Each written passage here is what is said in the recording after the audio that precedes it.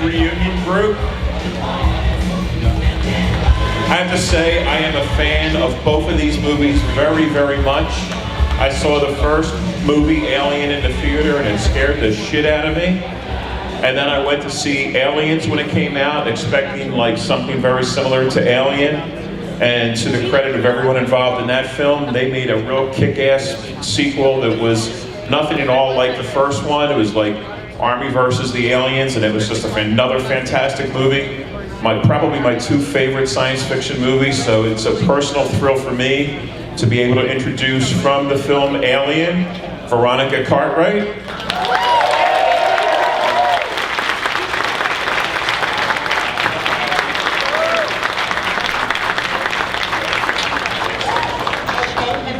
Yeah, you're stuck next to me. Oh, God. And next, the captain of the Nostromo. Please welcome Tom Skerritt.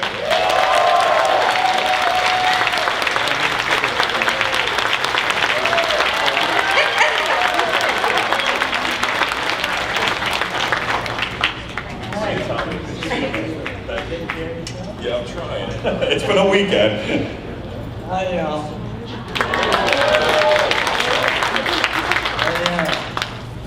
Next, from the film Aliens, we have Mark Rolston.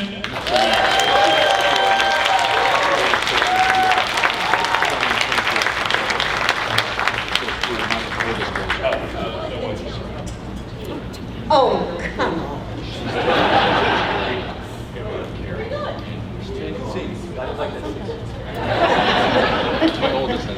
Okay, next up we have Jenette Goldstein.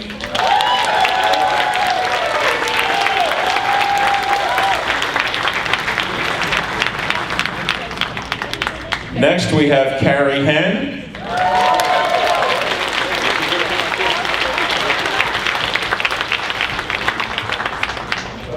Is there another? Yeah, we're short of mine. No, we have it down at the very end. And last but not least, a return performance by my good friend, Lance Henriksen.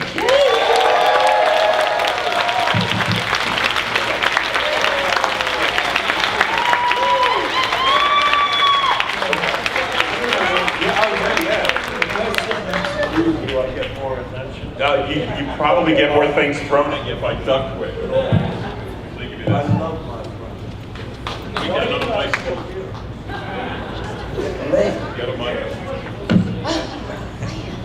Short is the answer. Difficult answer. How you doing, Lance? I know you missed me, Lance. I know love you missed me. what? I know you missed me. I love a crowd like this because we've all been through a lot together, all of us.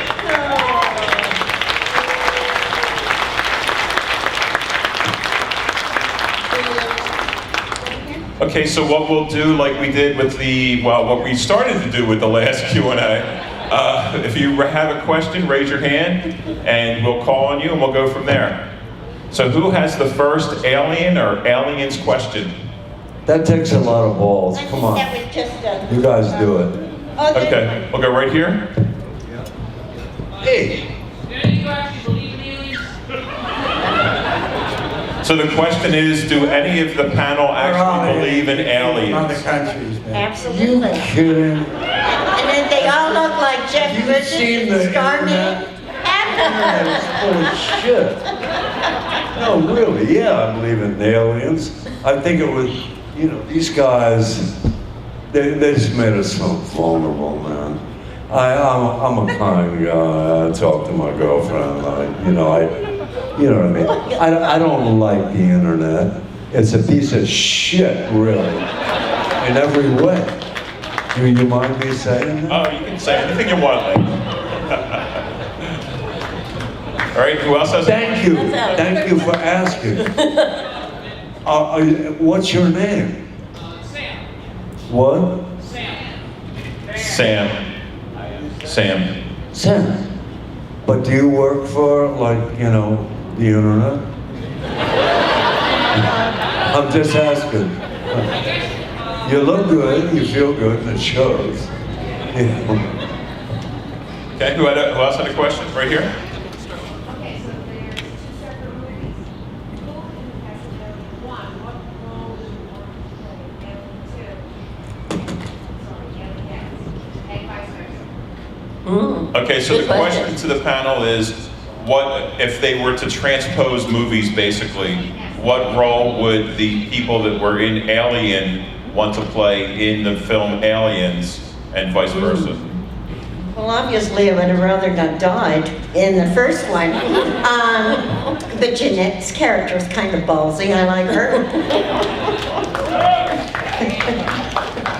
I mean, I think if I was gonna pick one from Alien, the obvious choice would be Ripley, because she lived and was pretty amazing. So. No offense. That's all right. I was the only wise one on that ship anyway. Nobody listened to me. Yeah. I think I'd like to, would have been Yaphet Kotto's part. I thought he was really funny. Oh, and Bill Paxton. Yeah. Yeah, that's true. Yeah. You guys are trippy.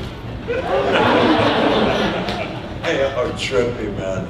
They're here to ask, what was it like to have lived, died, and back again? That's what's going on, right? We've been in outer space, we're back. Do you trust what's going on with NASA right now? Are you kidding? They're talking shit in every direction. We have a new telegraph, we got a new, never mind. You know, I just think we're very lucky to have each other. That's what I see. I don't see my desire to go to Mars. Are you fucking kidding me?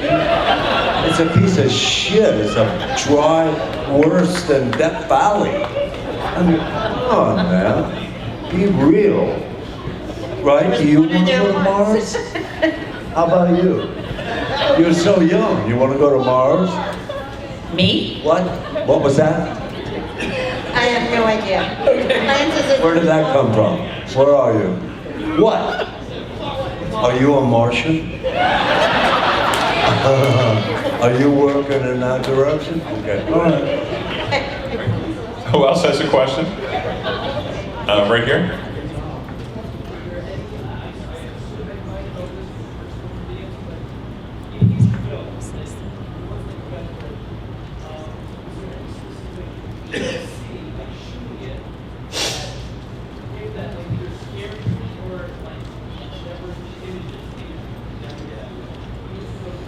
So the question to the panel is, was in making the film that they were in, was there any scene that was either very impressionable to them or was frightening for them, like kind of stuck in their memory after filming it or during filming it? Okay, well, Tom and I walked across the desert in some moon boots, about 50 pounds on our backs and helmets on our head, CO2 canisters, and they hadn't given us any air holes to breathe. And I think we all passed out at one point, so that was very impressionable. And we had to carry John Hurt, Tom and I, because Ridley felt it wouldn't be a good physical thing to be carrying a dummy. So we literally carried John Hurt across that desert, which was the largest soundstage in Europe. So, yeah, that was impressionable. Go, Tom. What was your...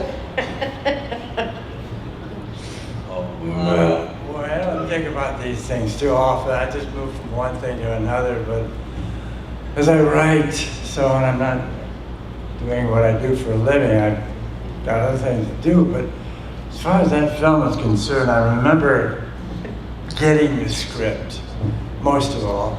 In the first place, it was, I was doing some other film, I get this script, this is Alien, and $2 million budget.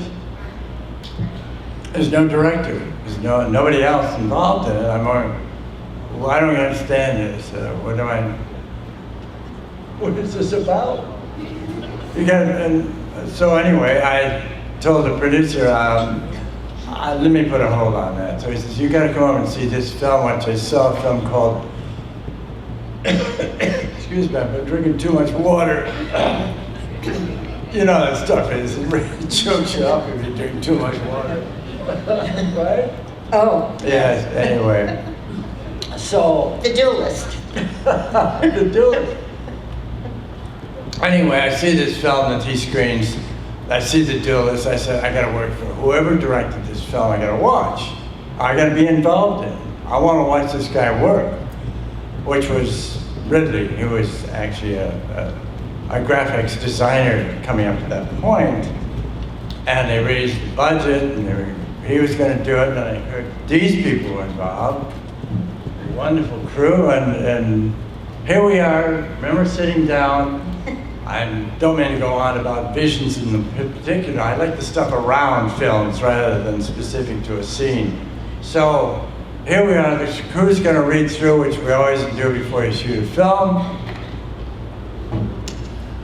And lo and behold, just as we start, we get 2 pages into it, and Ridley starts telling us, okay, this is the platform.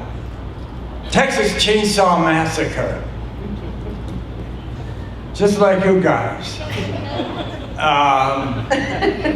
And it took me a minute to read, he's talking about less is more. In that film, you never see the bad guy. You only get the hint of it. You can see where it's going to lead up to. You rarely see this guy until you suddenly hear him get a chainsaw going and you know, oh my God. So that was the look of the film. The original Alien was less is more. And that was, when you think about those things you anticipate and they don't show up, it gets worse. So that's where we were led into worse, all of us as an audience, is how I'm looking at this. I'm always talking about this as an audience looking at this film.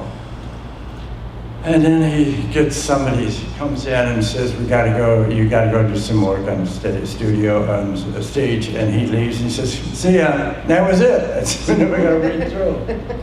And I thought, well, I'm the captain of the ship, I should have something to round this all up and make sense of nothing that happened. I said, well, and I forgot how I put it, it was something like, well, we're going to be the ingredients and the seasoning of a very interesting film. And that was it. And that's what we got.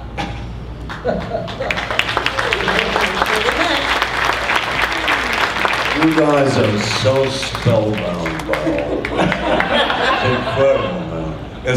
It's like buying a French poodle, a French dog. You know, the little fat one that makes faces. Anyway, when you think about what they went through to create what those guys wanted to do, it was great. When I saw those movies, I could smell it. I could smell the people. I was terrified. And then I got, okay, calm down, it's gonna be all right. But it was an amazing movie. It was an environment that you couldn't escape. It was amazing in every way. And then suddenly, Jim Cameron decided to do one. And that was like, holy shit, now what's gonna happen? And I think it was almost like that kind of element to it.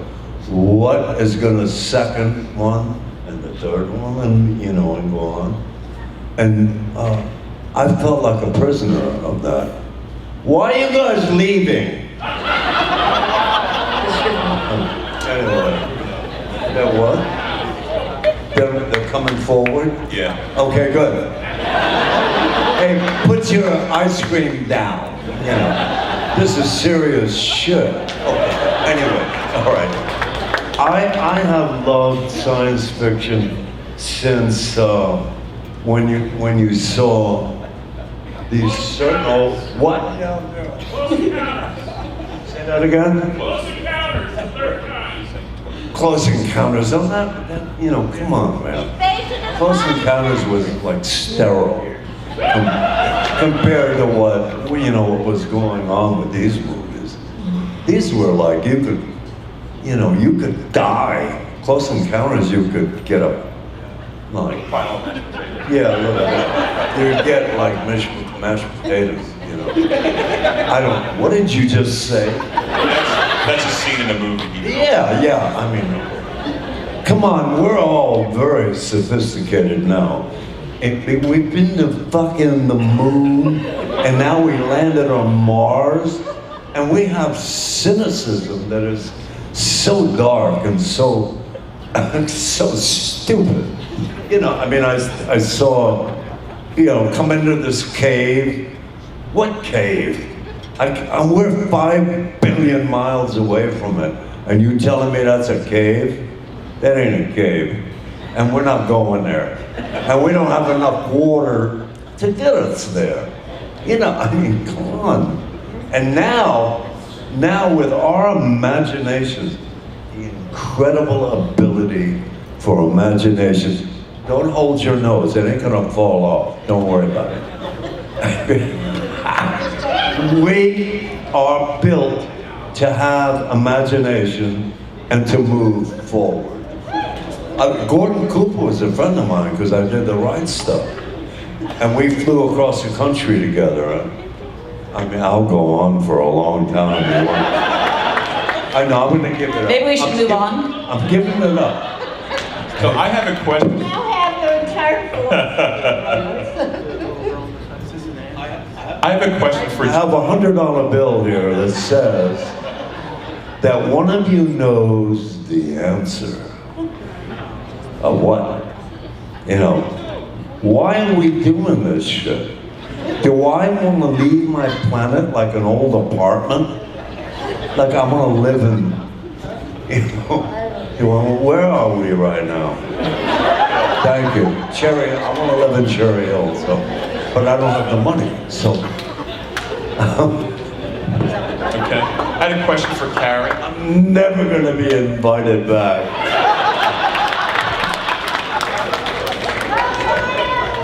Carrie, when you were making the film as a child, going back to his question about a scene scaring you or anything, did it affect you as a child making a film, or did they do anything to protect you, to keep you from being scared from it?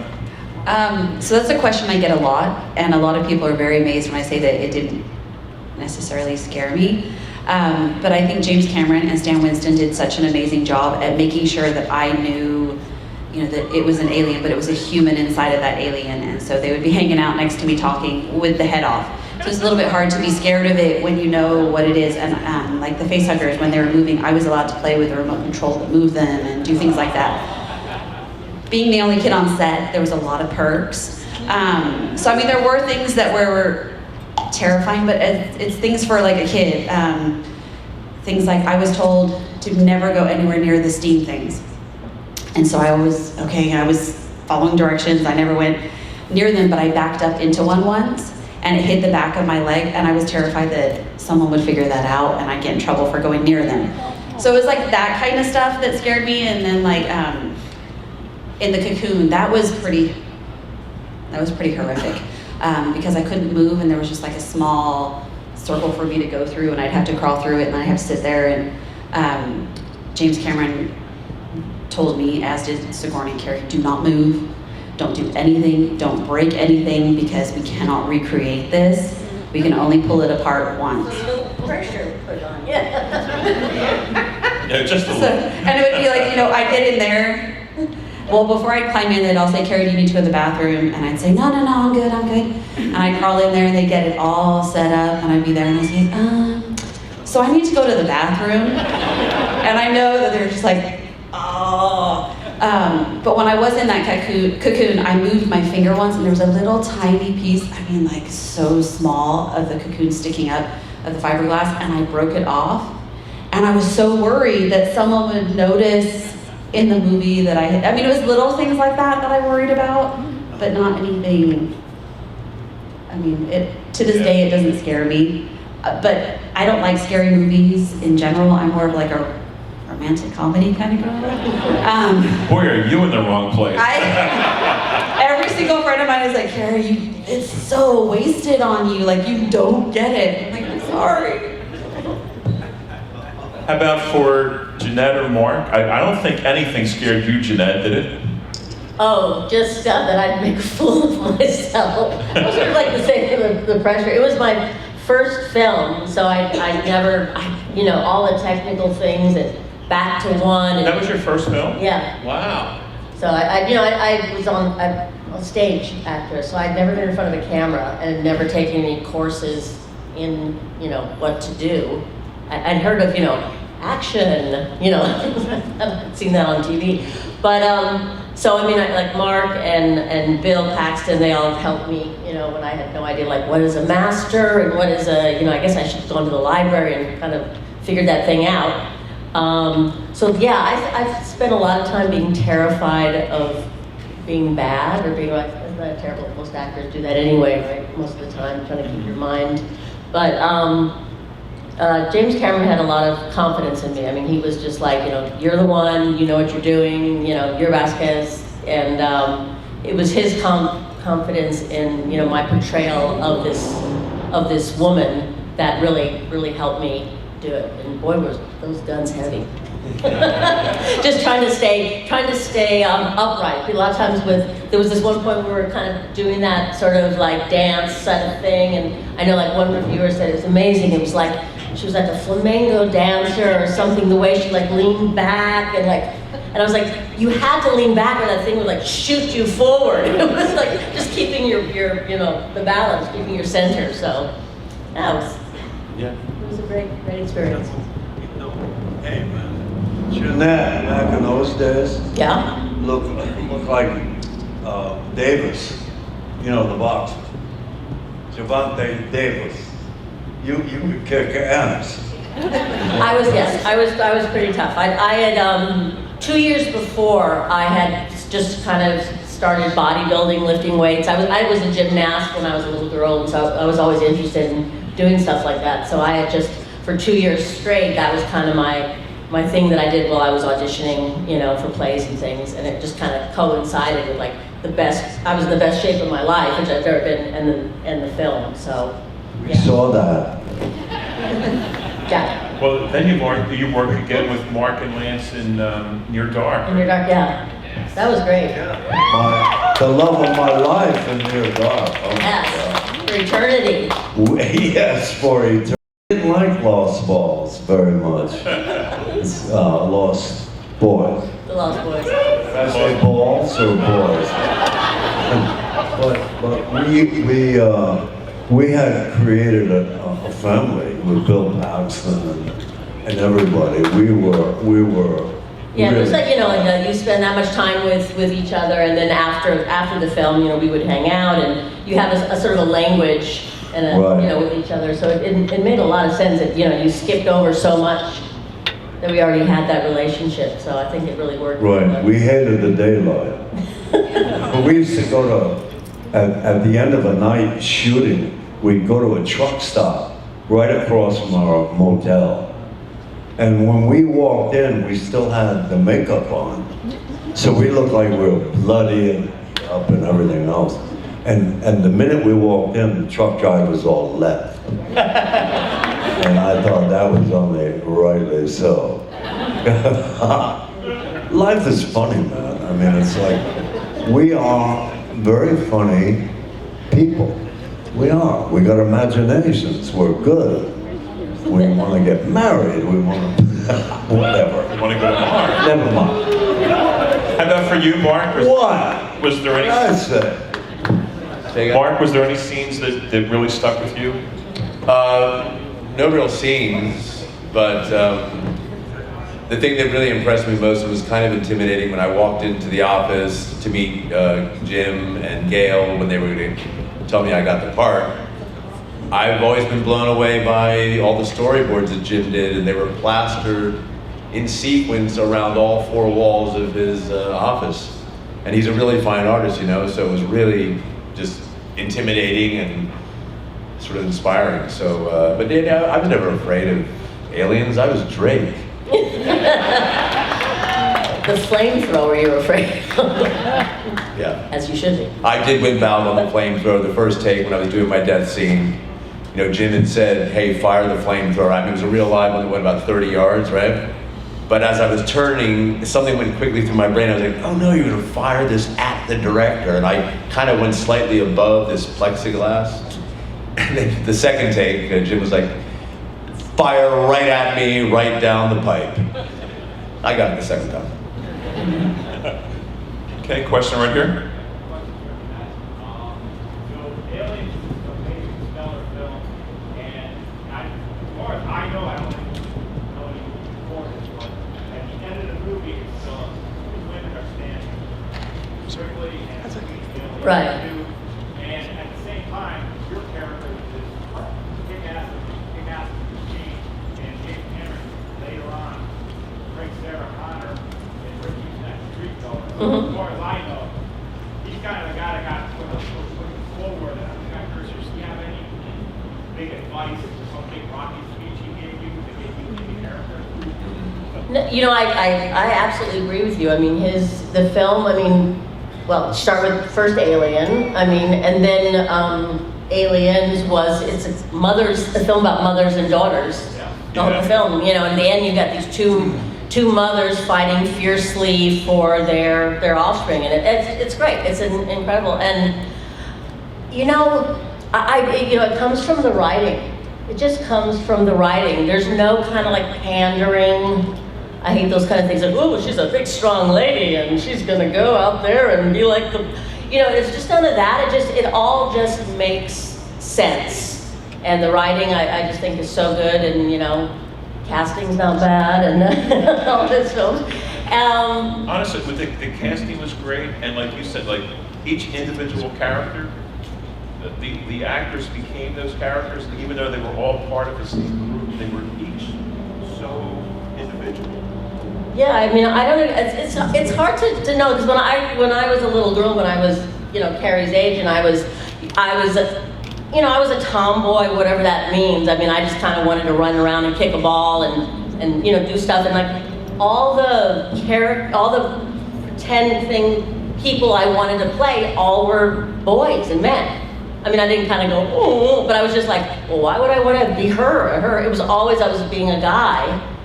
And the film is great because I love that it's the young girl who's saving the day, and I get me a kick when I hear men come up to me and they go, you know, when I was 10 and 12, me and my brother I'd play you, and I was like, yeah, turn around's fair play now.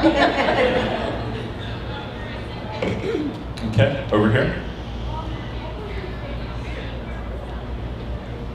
Favorite scene to film? All right, we'll start with the Alien group. I think I know what yours was. My favorite scene to film? What? Who? I was thinking the chest burster. I mean, when that happens, Wow. it looks like such. I don't know whether you were expecting for that to. Well, it was interesting because I think Tom went downstairs, but we were all upstairs in the dressing room for about 4 hours while they dressed John. And John had this false chest that was stuffed with awful, lovely kidneys and all sorts of things. And so when we were brought down to the set, the entire set was in plastic. There were 4 cameras so that they could get all of the reactions. Big buckets of offal and soaking in formaldehyde, so when you sort of walked on the set, you sort of got an impression that this wasn't going to be very healthy. So what was fascinating about it was that even though you'd read it in a script, and Sigourney and I had seen the little penis guy as a puppet because we had to do a scene after it. And you should have seen these prop guys that were it's so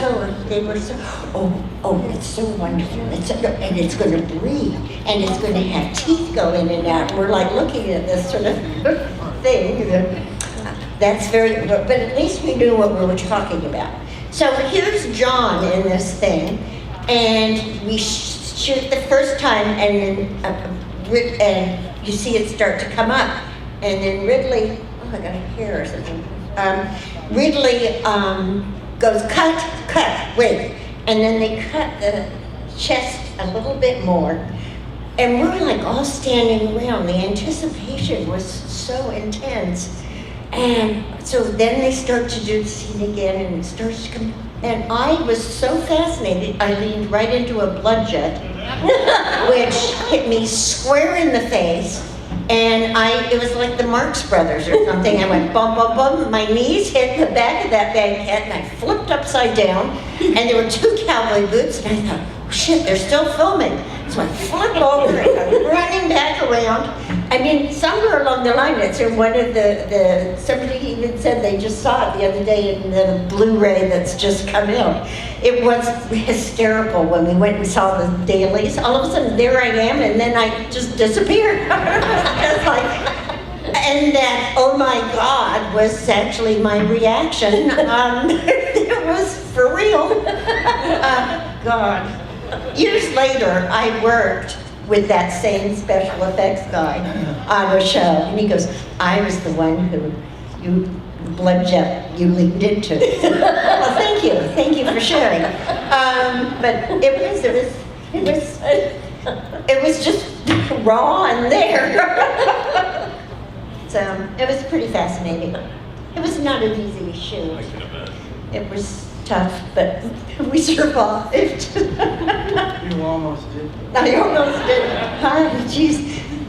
Well, that desert scene we were talking about, they had forgotten to give us any air holes, and we dragged John across, and we were sweating profusely inside of these helmets, and we had to get on a forklift that took us up to the top where the ship is, and I started to faint. And here's Tom, and we had hockey gloves that had been painted so they weren't flexible. And I'm going like this, and Tom's going, and we're yelling, he's yelling, but nobody could hear us. They'd forgotten to give us mics. It was incredible. I'm like, here's Tom trying to hang on to me, and we've got helmets on, and it was bizarre. I mean, I think we almost died several times on that film. Anyway, yeah, so. That was yours? Well, yeah. What's yours, Tom? Oh, I never like to pick out any particular favorite, except I like to watch the directors do the work. And Ridley Scott, right off the bat, was the guy I was going to follow. And then to have this extraordinary group of people, the cast, were some of the best. 4 of them are gone now, unfortunately, but there were things I like to watch that go on around it, the people who are watching or being involved in, and this is really what was interesting for me, was I got there late one day, right at lunch, was the group of people were coming out of the auditorium to go and have lunch. So the gentleman from Nigeria, who was 7'1", who was wearing the suit, Right. comes walking out with the wardrobe lady who was 5 feet tall. So the 2 of them are talking about British economy or politics. And I'm following this. I couldn't get away from it. I was just getting out of my vehicle. I didn't have one of these remarkable things, shooting and stuff. I'm listening to this conversation going on. And suddenly I'm aware of this guy's wearing Adidas bright blue tennis shoes with this whole avalanche of clothing, monster. And his head is off, and he's just talking about the British economy. It was an aeronautical engineer that they found in a bar. Basically, this guy, lovely guy. I just thought that whole irony of this thing. And the other thing was, if I may add this one, is the scene coming there again. I'm arriving on the scene to watch what's going on. I like to watch Ridley do his work. And there's a couple of English crew members in front of me, and one of the actors, unfortunately, was no longer here. But at the time, he loved to go, when he was going to go in doing a scene, he liked to work himself out, as often method actors who like to get the blood going before they go and So he's yelling at the English gentleman in front of us, saying, "You sons of bitches, you just walk around and yell at you don't yell and you don't do anything polite. You're fed up with your niceness." And he walks off, because he had a tough scene to do. He walks off, and the two guys in front of him, one looks at the other and says, "Isn't it grand being English?" I know they're offbeat, man, but that's the way I look at it all. Is what we're all doing around this is often more interesting than what we're doing. And that's really, I think, a curve that we all must step up on, for all of us, to look around at this world around us, to absorb how we're all looking at one another. And that's the way I see making movies, is, it's a big responsibility. Actually, Tom came to Balaji's rescue because nobody had thought of how he was going to sit down once he got in this tail and outfit. And it was Tom who came up with the idea that he needed a swing. And so they made a special swing for him so that it could go under his tail and he could sit there, and he'd sit there with these massive white or blue tennis shoes and had his head off, but that was Tom. He was the savior of the alien. Nobody even thought of it. I mean, it was great. How about for you, Carrie? So my favorite scene probably didn't necessarily have to do with the scene, I mean, kind of, but it would be at the very end where, unfortunately, Lance has his demise where he's cut in half and all that kind of fun stuff. Everything happens, and then I get pulled across the floor, but then Lance saves the day and he saves me. The exciting part about that for me was on another set, they were actually doing some other filming that aliens were flying around, and so the harness that they were using for me to pull me across the ground was actually the same harness that they used for flying. So they told me that as soon as we were finished, James said, "You can go over to that other scene," and they let me fly around like Superman for ages. That's so cool. So for me, that was, I mean, it was great. It was a really good scene, and it still kind of brings tears to my eyes whenever I watch it. But that is why that would probably, that or the slide would probably be. But I mean, it's coming from a kid, so. Was that in Pinehurst? Sorry? Was that in Pinehurst? Pinewood. Or Pinewood? Yeah. Yeah, Yeah. we were Shepperton. Yeah. It's where like the Hammer films before that, some of those were made. Yeah.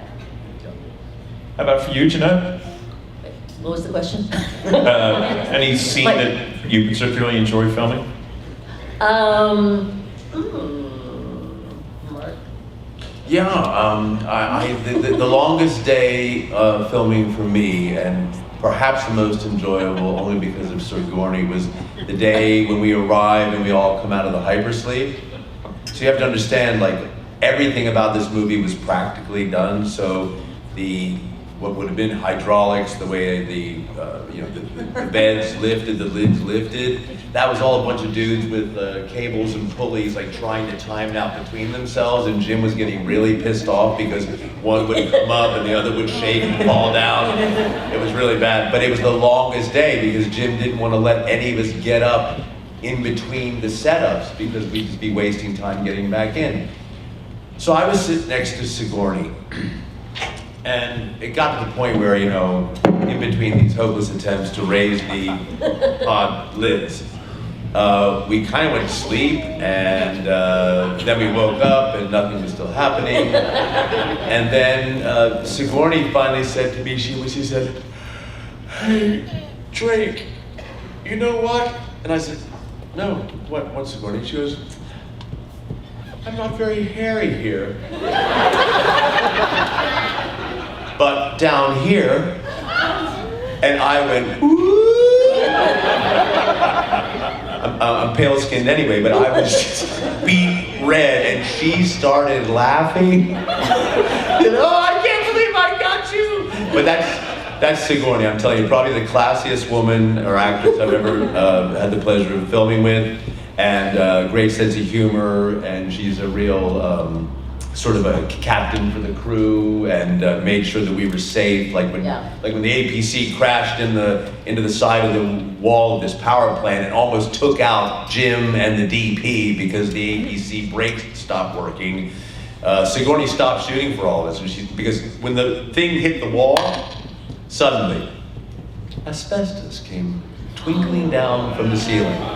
And Sigourney stopped the shooting. They had hazmat teams come out with their counters or whatever. They proclaimed everything was okay, and we all looked at each other going, really? So, yeah, Sigourney's fun. I thought that was a really, not scary, but funny moment.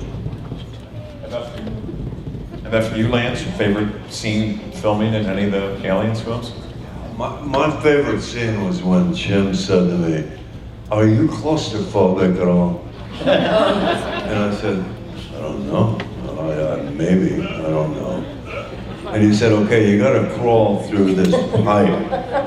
Right. Like, you know, on your hands and knees. And I went, "Oh, I don't feel scared about it. Just, oh, let's try it." And sure enough, holy shit. It was like I'm scuttling along like some kind of an animal on my elbows and knees. And I thought, if I make it to the other end, I'm gonna still have a job, you know, which was good. But it was hard. It was like a 100-foot pipe that was making me pinch my shoulders together. And then I realized Jim would do anything to get a shot and even kill me. And not because he's mean, he's because I want to test you so that you can. I mean, there was more than one. There were more than one. And they put me in a pipe and welded it behind me. I welded it, right? Sparks. Oh yeah, I learned how to weld. Yeah, you It remember was that? not only a job, it was a career. They were being sympathetic toward me, but it was like, I welded without the shield and the, oh my God. yeah, and I have to go. Yeah. I gotta make it all the way to the end. It's okay, man. I mean, this is a once-in-a-lifetime movie, and you end up going, all right, this is my training bra. You know, I got more movies to do. I was young, you know, ready to go. There you go. That's it. That's my answer. Did I answer your question? Yes, sir. Good. Thank you. All right, guys, we're coming close to the end. We'll take another question or two. Let's get you. Yeah. I have a question for today, and would you go back and change anything? Alien 3, like putting ourselves in it. Well, Sorry, I've never seen Alien 3, so I'm just asking. What?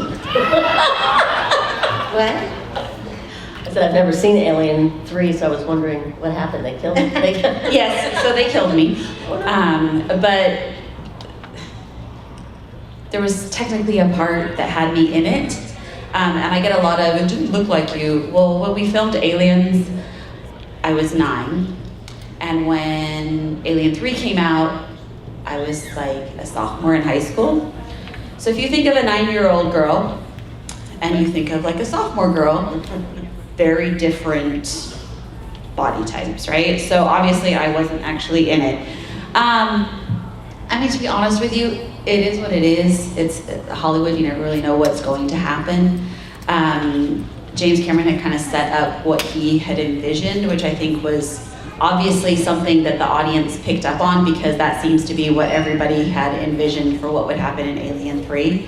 But I mean, I can't complain. Sigourney was the one that broke it to me. I mean, how many people can say Sigourney called them to tell them they weren't going to be in a movie, right? I mean, so there were some cool perks. She sent me some pretty cool things, and then she actually made sure that I was at the premiere of Alien 3, which when I went to the premiere of Aliens, I truthfully had no clue who anyone was there. I didn't know any of the stars or anything like that, because I was just a little 9-year-old who'd moved from England. I only knew the people I'd been in the movie with and was excited to see them because it'd been a while since they had left the set. You were wearing a very pretty dress at the premiere, I remember. It was white and had this big collar. It was the only dress I would agree to wear. It was a Laura Ashley dress that my daughter later found when she was about that same age and put it on, and it is freaky how similar she looks to me. But it was really cool because Sigourney made sure I was sitting next to her. I actually have never seen the scene where I died because Sigourney covered my eyes the whole time. And it was cool because like I went there and I then knew these movie stars. I was like, oh, that's oh, look at, oh yeah. You know, I was all excited. And then when I came, and it was a trip because I got to walk down the red carpet, which was not anything I appreciated at 9 years old, but in high school I definitely did, you know, going back and bragging to my friends. And then when I came out, there was a bunch of people yelling my name. Well, I had a bunch of friends that went to university down in LA, so I figured it was just them and they'd come or whatever. And then they wanted my autograph. I was like, what? This is so cool, you know? So, I mean, as much as it kind of sucked that guy wasn't in it, at the end of the day, I mean, I still have the cool perks of being in Aliens, and if you're gonna be in any movie, it was definitely one of the right ones to be in, so. Okay, we'll take one last question. We'll go over here. So I kind of wanted to steal the father-son question from the last panel. Can you tell us the story of how you got into the project, and where you were at in your life at that point, how much it meant to you, and like what you were going through and that kind of stuff? Is it general or? The question is basically when you were filming when you were in the roles of the film, what were you, I guess, experiencing in your own personal life? No, was it how we got the part? I got the part. What were you doing when we were auditioning? Yeah, how you got the role and where you were at in your life at that point, and how much it meant to you, and stuff like So that. how you got the role, what it meant to you, and where were you in your life at that point? All of us? Yeah. Is it all? Here. Okay, I'll start. So mine was like this kind of freak thing that happened that every actor or actress trying to break into Hollywood kind of wishes it was like their big moment. I was living in England at Lake and Heath Air Force Base with my parents, and I guess they could not find what they were looking for in America, so they decided to go to American Air Force and Army bases, and they went around taking pictures of all the girls, which now, as a teacher, that would be incredibly creepy, but I thought absolutely nothing about it. And I didn't even tell my parents when I went home. And normally where we went, we could eat lunch off of school campus. You could walk home because if you lived close. So I always went home. My mom just happened to not be home that day. So all the stars aligned and I was there and they took my picture. Then they went to the school nurse because I guess she had everyone's information, and they kept going back to my picture and they're like, James Cameron's really interested in this girl. What can you tell her about me? Well, fortunately, I got bored in class, so I went to the nurse's office a lot. So she knew me very well, but my dad worked at the hospital, so she called my dad and she's like, hey, this is what's going on. Just to kind of give you a heads up, they're probably gonna be calling you. So my dad came home and he's like, does someone take your picture? So there's the whole conversation.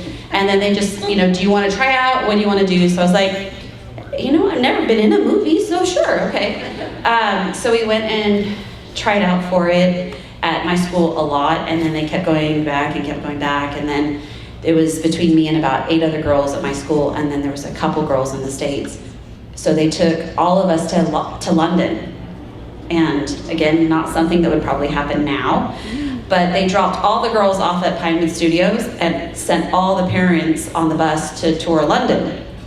And then they just did like exercises with us and readings and things like that. And then they called up and told me that it was between myself and a girl in the States. And that Sigourney was flying over on Concorde. And I was so excited because I had just watched Ghostbusters. And so I went out and bought myself a little autograph book, and I was like all ready to go. And she was flying over on Concorde, which at that time in the 80s was like, whew, if you knew anyone who flew on Concorde, that was pretty amazing. So I showed up and we ran through everything, and I was asking her for her autograph, and she was like obsessed with my Velcro shoes. I kept wanting to take them off because we were doing the med lab scene. And then, off we went, and then a few days later they called and said that I had the part. It was a I mean, pretty incredible experience that happened. I'm incredibly lucky that it happened. I don't know, I mean, I had no clue at the time what I was getting into. I thought it was like a really little small part. I had no clue. I mean, I really didn't realize. I saw Jenette. I was pregnant with my daughter, and we were at some screening in LA, and I was like, this is a trip. And this was like my daughter's 15. I was like, this is a trip. Why are they still having screenings for aliens? And she's like, Carrie, it's a thing. And I was like, what? And she started telling me about conventions. So I was like, okay. And then about a year later, I was invited to one. So I really didn't know that like aliens was, because I live in the middle of California. I'm, small town. Nobody's too impressed with me there. And so I just had no clue until we had talked that it was as big as it was and the impact it has on people. And like for me, being a military brat, I think the biggest thing that I hear that like means a lot to me is so many people before they were deployed in the Marines, they tell me that they watched aliens. And like that means I know what it's like to be deployed and for families and that, and it means, really big thing to me that I can do something to help people who are fighting for our country and our freedom. So, I don't know.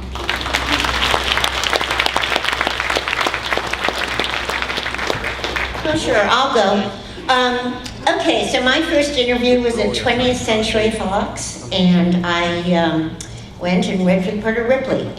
And I happened to be going, because I used to backpack and I used to work as a waitress and save my money, and I would go over to England. But I said to my agent, if they're still casting that part of alien, because I'm British actually, so I would like to go in. And so again, I went in and met with Ridley and for the part of Ripley.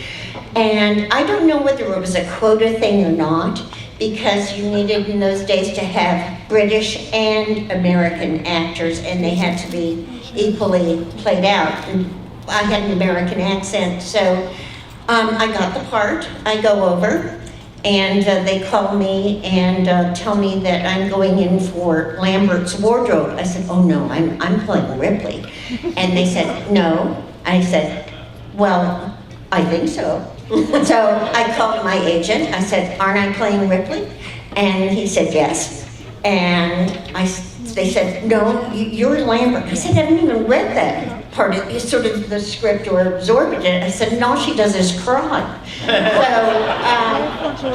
I thought, well, but what am I going to do? So I ended up being Lambert, and I just, I refused to make her a crybaby.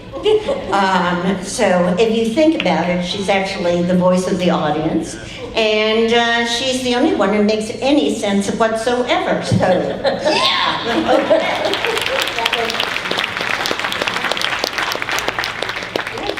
So, Tom. Sì, va bene. Molto lieto di fare la sua conoscenza a tutti. Okay, the real quick one. Mine is just, people ask what it's like to have, somebody like Ridley, how's he direct?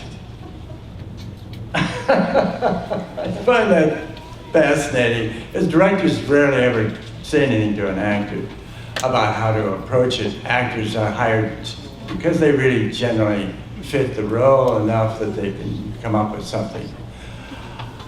In any case, Ridley was eyeing, he was running the camera, he was lighting it, he was doing a lot of what we saw in the original film, the lighting, everything about it, including the depth of field that he had in the background. You saw a lot of smoke going on. He was the first one to do that, so he had a sense of three-dimensional vision.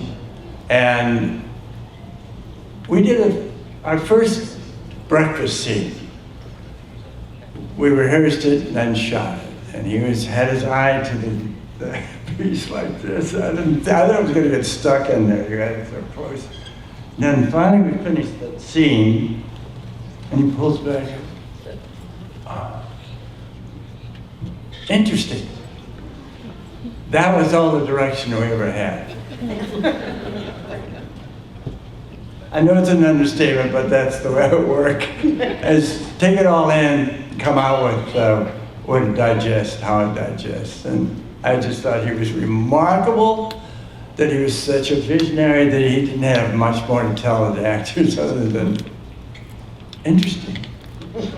So, actually, there was the same kind of quota when we did Aliens, where they were filming it in England, so you had to see so many American actors who had British equity cards in order for the quota. Right. Same thing, and that's how they found me. They were looking for, is it North American for a film called Aliens, and must have British equity card. And so I thought, for one second, hey, there was that great film Alien, but no, it's like 8 years now. It must be about when you get your green card in England, it's called your resident alien card. Your resident alien. So I thought, oh, maybe it's a story about the underground market and immigration, or I didn't have an agent. I just got and so I showed up, and finally they told me what it was about. It was Gail, and I was dressed completely inappropriately. My hair was beautiful. I had my long hair and a little light bit of makeup, and they said it's about Marines, and I thought, oh, I got so they said, well, here, the role that we're considering you for, there's smaller roles, there's not that many lines, so we're going to give you this role called Vasquez. You're not reading for her, it's, we're casting her in the States. We just want to hear how you read. So I, worked on it, and I was like, how do you work on something and not as the person? It just seemed kind of crazy, so I thought, well, I'm just going to, do it as her, whatever. So I came in and I read as her, and then it was Gail and her, and she said, do you have time to go for lunch do you have to be back? I said, no. She said, okay, well, I'm going to give you another role. The name is Hudson. You're not reading for him either. I was like, okay, so this is very crazy. And it was, I want you to just there's a monologue that I want you to you work on, bring it back, and just, I want to see how you read it. So I was like, okay, so this is crazy. So I'm now this character, Hudson. I'm not sure who he is, but he's obviously really a hyper dude, And I came back and I read the scene that was in the director's cut where he's kind of pumping up the troops. We got sticks, we got guns, and I read the role of Hudson, played Hudson, and then she was like, thank you, and then I left, and I was couldn't figure out what the hell had just happened and who I was reading for and what was going on or anything. And then I like I said, at that time I was doing little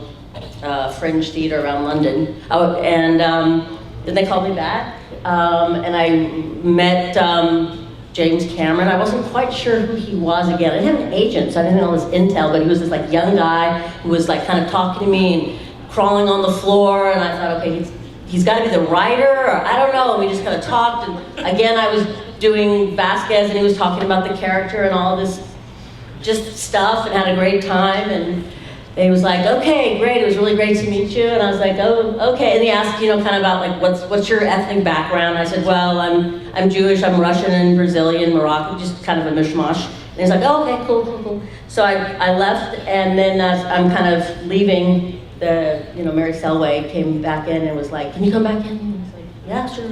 And so I came back in, and they said, okay, so this is really weird. We want you in the movie. We don't want anyone else to get you. It's like, people are knocking down my doors right then. And they said, here, we're going to give you the script. Don't show it to anybody. We don't know what part you're going to play, but you're in the movie. And so we'll get back to you in a couple of weeks. And I just kind of left the thing, and I was just like, whoa, And then Mary Selway came up to me, and she goes, do you have an agent? And I said, I don't. And she said, do you want to do the deal with me, or shall I get you an agent? I was like, yes, please. And I kind of got home to my husband, and I was just like, I'm in a movie. It was like, what are you talking about? He's like, who are you playing? I said, I have no idea. It's so crazy, but I'm in a movie. And I got to read the script, and it was great. So then I really found out who Vasquez actually was, and I was like, oh man, and then a couple weeks went by, and I got a great call to say, good news, you're playing Vasquez. So that was what I was doing and how I got the film. Wow. And I'll speak next, only because we got to save Lance for last. But to say that Jenette really was badass. You know, whenever we were working out for the film, Rico Ross, who is vain enough to think that he is God's gift to women, he and I would have pose downs if we shared a dressing room. Jenette always, she crushed us. I mean, Jenette had a six-pack. Seriously. Anyway, my story is really quick. I was a working actor in England, American. I trained in England as an actor. I just had my son. My son was about a year old and hadn't watched Alien, knew nothing really about aliens. And I was called in to meet Gail Ann Hurd. I just finished a movie called Revolution with Al Pacino and Nastasia Kinski. It's a horrible movie. Don't come. Horrible. But it was really cool because they said that, you know, I was going to go shoot for 2 weeks, and I was there for 2.5 months. Fantastic. You know, made a whole load of money, and played golf at a local golf course. It was like about $1 to play a round of golf. Oh, down Tiger, down, Tiger. So yeah, went to meet Gail, and you know, in the meetings those days, they would ask the proverbial question, so what have you been doing lately? I lied my ass off. I told Gail Ann Hurd that I had the next best role to Al Pacino. I was his brother, and I swear to you, on just tip-tapping, I made up this story for about 20 minutes. She bought it. Next thing I know, I was meeting Jim Cameron. They said, great, called me back one more time, and they said, look, you know, we want you to play the role of Drake under one condition: you have to pump up. So it was like, well, what are you thinking about? I weighed about 180, 185. They said, you have to get up to like 230, 235. So about 4 months before he started shooting, I would be picked up very early in the morning, drive out to Pinewood Studios, and be worked out by this massive Northern Irish farmer, John Lees, who had biceps the size of both my thighs put together.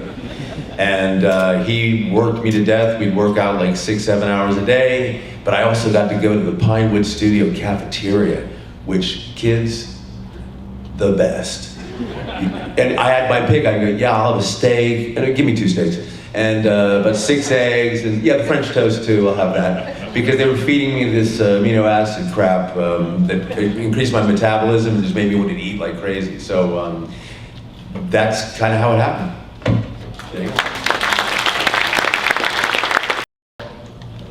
How did you get the role? God, I've been listening to all of this and going, holy shit. Did all of that actually happen? I mean, we are like, oh God, there's a trained horse and there's an untrained horse. It's a natural horse. I don't know what I am. I came into these things and these movies and stuff, and I went, what the hell? How did I get the part?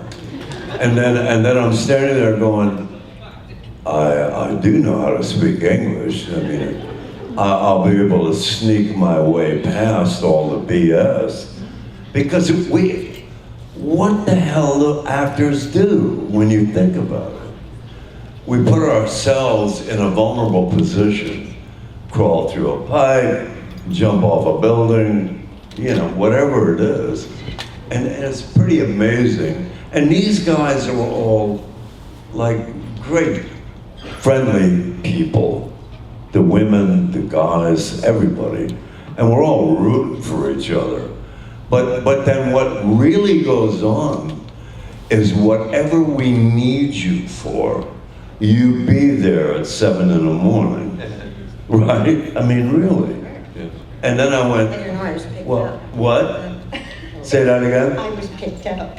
You what? I was picked up and brought to the... No, God.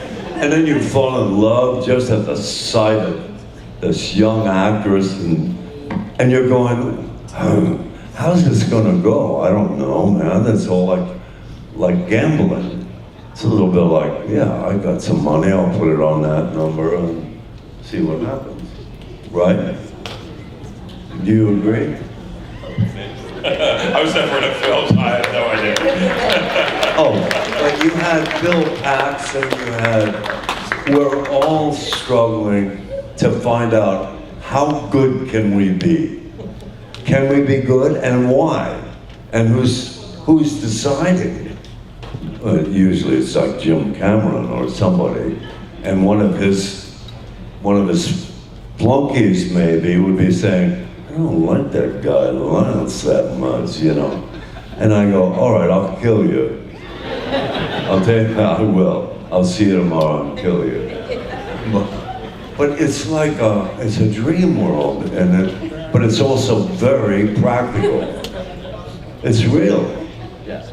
You know what I mean? It's practical. But how did you get the part? We're gonna wrap this Are up. we having rebellion down that end of the table? I'm just so confused. It's okay. You don't have to be. I'm gonna blame it on the jet lag. I'm confused right now. No. Not as much as me. All right, I don't know. everybody. We all work in our own way. I think it's time Here we we are. all go have a drink. Look at us. Is there a consensus of mentality here? No. Who knows what's going on? I'm here because I like you guys and I like surrendering. All right, everybody, let's have a big round of applause for Veronica, Tom, Carrie, Jenette, Mark, and Lance. Thank you so much, everyone, for your time. Hope you had as much fun as we did.